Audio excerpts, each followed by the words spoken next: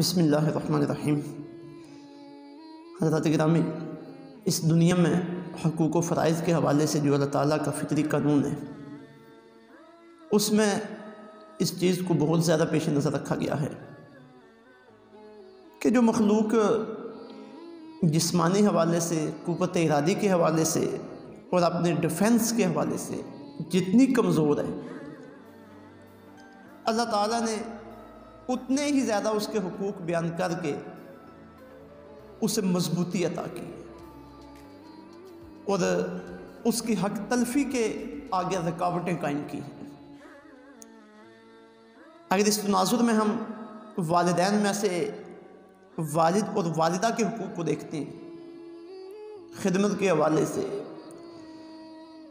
احترام کے حوالے سے اور دیگر جو حقوق کے متعلقہ چیزیں ہیں، تو یہ نظر آتا ہے کہ جس طرح والدہ صنف نازک ہونے کی وجہ سے اور عورت ہونے کی وجہ سے جسمانی طور پہ اور قوت ارادی کے حوالے سے، اقدام کے حوالے سے اور اپنے ڈیفنس کے حوالے سے فطری طور پہ کمزور ہے، اسی طرح اللہ رب العزت نے اس کے حقوق بھی اولاد کے ذمہ زیادہ رکھے ہوئے ہیں۔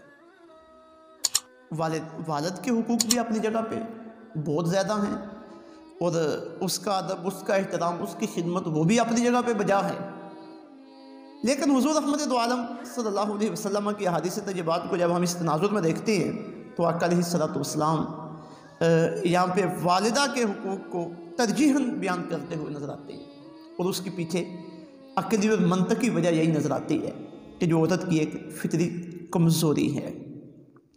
حضرت ابو ہریرہ رضی اللہ تعالیٰ عنہ سے مروی صحیح بخاری کی حدیث نمبر 5971 ہے، یہ حدیث پاک مسلم شریف میں بھی موجود ہے، ابن ماجہ شریف میں بھی موجود ہے اور صحیح حدیث ہے۔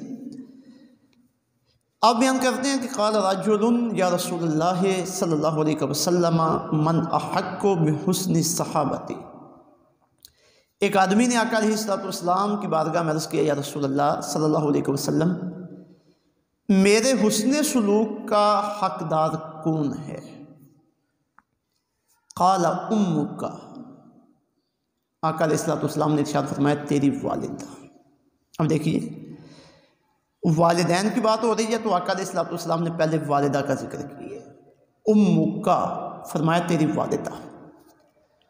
قال ثم من، اس نے عرض کیا یا رسول اللہ پھر اس کے بعد کون ہے میرے حسن سلوک کا سب سے زیادہ حقدار؟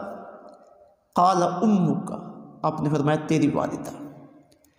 قال ثم من، پھر تیسری مرتبہ اس نے عرض کیا میرے حسن سلوک کا سب سے زیادہ حقدار کون ہے؟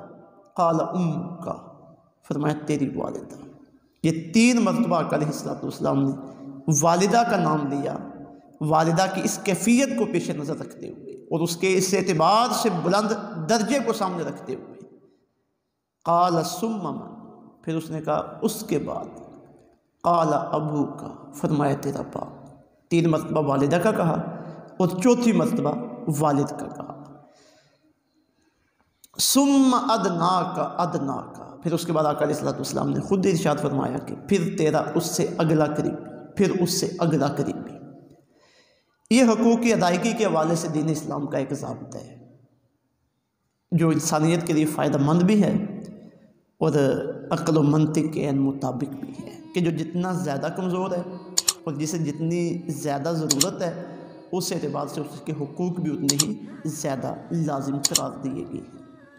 باقی رہا معاملہ والد کا، تو اس میں کوئی والد کی شان کو گھٹانا مقصود نہیں ہے، دوسرے بے شمار پہلوؤں سے جب دیکھا جائے تو والد کی شان کئی گنا زیادہ نظر آتی ہے۔ اگلے درس میں ہماری جو حدیث طیبات آ رہی ہیں ان میں اسی حقیقت کو آقا علیہ السلام کی زبان اقدس سے بیان کیا جائے گا۔ اللہ رب العزت عمل کی توفیق عطا فرمائے۔ وما علینا الا البلاغ۔